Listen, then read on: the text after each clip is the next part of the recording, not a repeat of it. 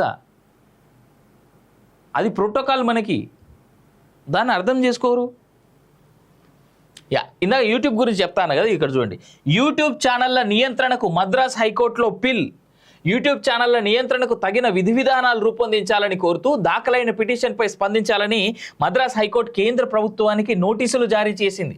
చెన్నైకి చెందిన పార్థిబన్ అనే వ్యక్తి దాఖలు చేసిన పిల్లో యూట్యూబ్ ఛానళ్లను నియంత్రించే విధానం లేకపోవడంతో ఆయా ఛానళ్లు క్రిమినల్ కేసులపై ఇష్టానుసారంగా ప్రసారం చేస్తున్నాయని, ఇది పోలీసుల విచారణపై ప్రభావం చూపుతుందని అన్నారు.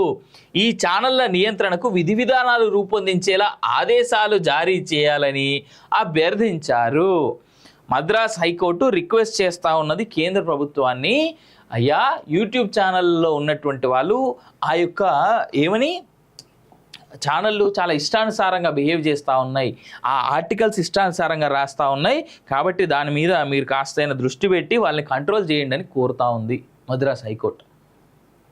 దీన్ని బట్టి అర్థం చేసుకోవచ్చు యూట్యూబ్ ఛానళ్ళ మీద కంట్రోల్ నిజంగా అవసరమా లేదా అని.